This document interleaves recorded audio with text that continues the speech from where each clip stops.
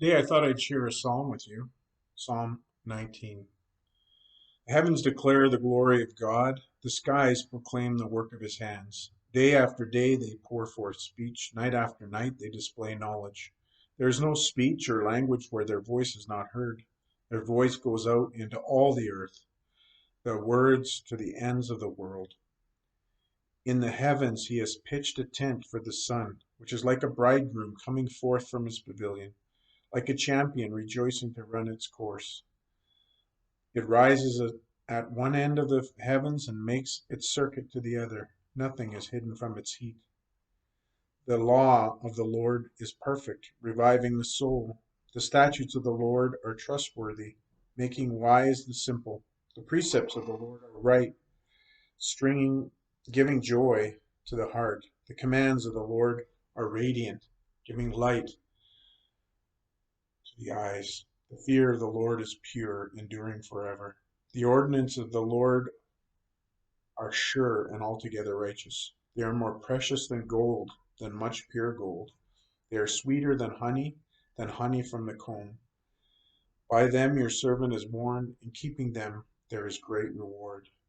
Who can discern his errors? Forgive my hidden faults. Keep your servant also from wilful sins. May they not rule over me. Then will I be blameless, innocent of great transgression. May the words of my mouth and the meditation of my heart be pleasing in your sight, O Lord, my rock and my redeemer. And if you've been following my videos over the last number of weeks, you notice that there's a little bit of a theme. One video focuses on creation and design. And I have a devotional, a joke, and of course we have the Sunday morning message. But I think there's a connection that we sometimes miss between some of these different things.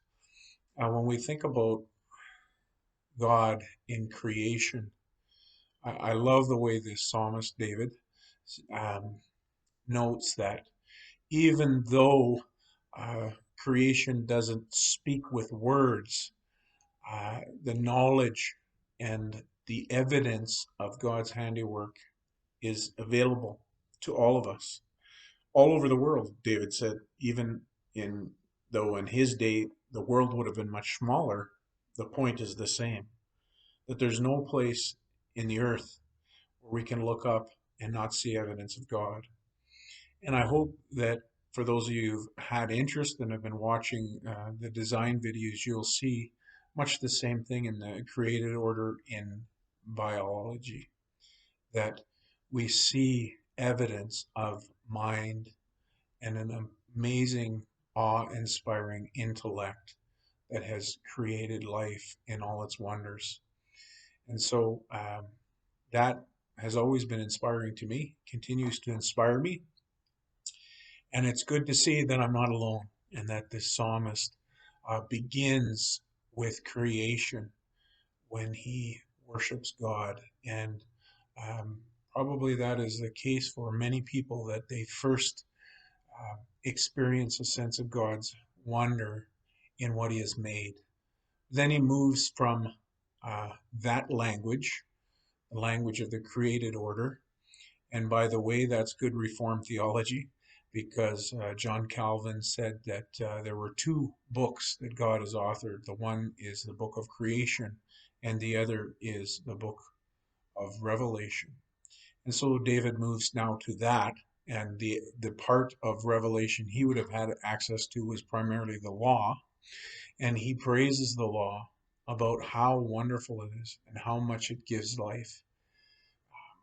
For many people, the concept of law is restriction and reducing freedom, but we fail to realize that true freedom is not found in doing whatever we want. True freedom is found in doing what is right.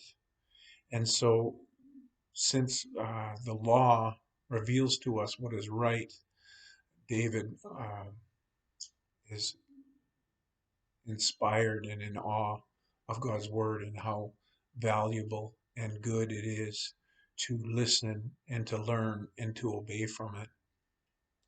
And then he takes a third uh, stanza. The first was creation, the second was uh,